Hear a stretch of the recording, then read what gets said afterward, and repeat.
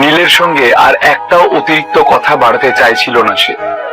ওই মহিলার কাছ থেকে এরকম ব্যবহার পেয়ে চমকে উঠল নীল। ও আশা করেনি যে একজন সাধারণ মানুষকে ব্যাংকের লোকেরা এভাবে ট্রিট করবে। নীল বুঝে উঠতে পারছিল না যে এই মহিলা তার সাথে এমন করে দুচ্ছাই করছে কেন। তাই ও বেশি কথা না বাড়িয়ে সেখানেই দাঁড়িয়ে রইল। বললাম না এখানে দাঁড়ানো যাবে না, আপনি এখানে দাঁড়িয়ে থাকলে ভিআইপিদের অসুবিধা হবে, এটা গরিবদের জন্য নয়, প্লিজ চলে যান আপনি। এবার সে নীলের কথায় বিরক্ত হয়ে বেশ চিৎকার করে বলে উঠল। মহিলার আওয়াজ শুনে আশপাশের লোকজন ওদের দুজনের দিকে ঘুরে ঘুরে দেখতে লাগলো। আরে এরা কেন কাজের সময় ঝামেলা করে? পকেটে টাকা নেই যখন তখন দাঁড়ানা বাবা লাইনে। পকেট গড়ের মাঠ, এদিকে ভিআইপি এরিয়াতে চাওয়া চাই, যত সব। নীলের দিকে তাকিয়ে বিভিন্ন আলোচনা করতে লাগলো ব্যাংকে উপস্থিত সবাই। এই ব্যাংকের সঙ্গে আমি আর কোনো বিজনেস করব না, আমি আমার টাকা ফেরত চাই, আর এর জন্য তুমি দায়ী।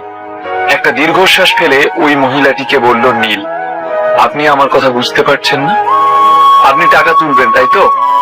বাইরে এটিএম মেশিন থেকে আপনি যত খুশি টাকা তুলে নিন, দরকার হলে অ্যাকাউন্টের সব টাকা তুলে নিন, তবে এভাবে ভেতরে ঝামেলা করবেন না, তাহলে কিন্তু আমি সিকিউরিটিকে ডাকতে বাধ্য হব।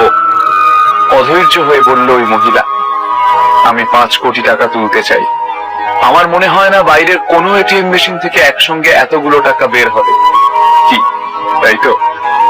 এই কথা বলেই পকেট থেকে নিজের ব্ল্যাক কার্ডটা বের করে ওই মহিলার হাতে ধরিয়ে দিল নীল।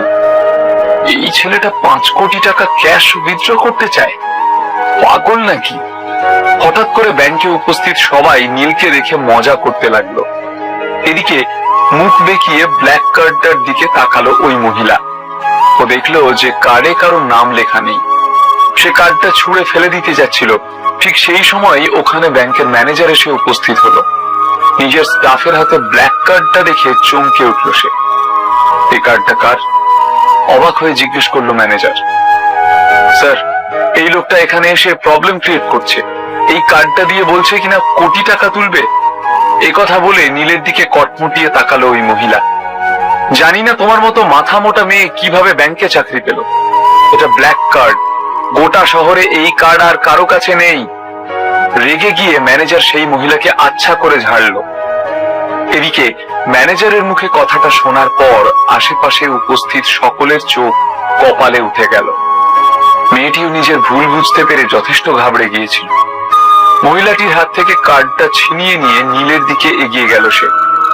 হ্যালো স্যার, আমার নাম রাজীব তপাদার, আমি এই ব্যাংকের ম্যানেজার। আপনি আমায় বলুন কি অসুবিধা হয়েছে আপনার? বিনয়ের সাথে নীলকে প্রশ্ন করলো রাজীব। মুখে হাসি থাকলেও বুকের ভেতরের ভয়টা ওর চোখে ঠিক প্রকাশ পেল। 10 বছর ধরে রাজীব ব্যাংকিং সেক্টরে আছে। আজকের আগে কোনোদিনও ব্ল্যাক কার্ড দেখেনি সে, শুধুই শুনেছে। আমার বিশেষ কিছু চাই না, শুধু কিছু টাকা তুলতে চাই। কিন্তু আপনাদের ব্যাংকের স্টাফরা তো জামা কাপড় দেখে বিচার করে যে কার পকেটে কত টাকা আছে। নীল কথাগুলো রাজীবকে বললেও মহিলাটি ওর কটাক্ষ বুঝতে পারল। I am sorry sir. নীলের সামনে ঝুঁকে হাত জোড় করে ক্ষমা চাইল মহিলাটি। ওর মুখ দেখে মনে হচ্ছিল যেন এক্ষুনি কেঁদে ফেলবে। দয়া করে ওর কথায় কিছু মনে করবেন না স্যার, আমি এক্ষুনি আপনার টাকা তোলার ব্যবস্থা করছি। নীলকে সম্মান দিয়ে বলল রাজীব। না, টাকাটা ও দেবে। একবার ওরও দেখা উচিত চেহারা দিয়ে টাকার বিচার করাটা কত বড় অন্যায়। মহিলাটির দিকে আঙুল তুলে বলল নীল। ঠিক আছে স্যার, আপনি যা বলবেন, সহমত জানালো রাজীব। তারপরই মহিলাটিকে ধমক দিয়ে নীলের জন্য টাকা তোলার ব্যবস্থা করতে বলল সে। এদিকে ধমক খেয়ে থতমত হয়ে গিয়েছিল ওই মহিলা। রাজীবের হাত থেকে ব্ল্যাক কার্ডটা নিয়ে কপালের ঘাম মুছতে মুছতে ক্যাশিয়ারের কেবিনের দিকে হাঁটা লাগালো। বলছি স্যার, প্লিজ আপনি প্রাইভেট রুমে গিয়ে অপেক্ষা করুন, আপনাকে এখানে দাঁড়িয়ে থাকতে হবে না। আপনার আজকে অনেক অসুবিধা হলো, তার জন্য আমি ক্ষমা চেয়ে নিচ্ছি।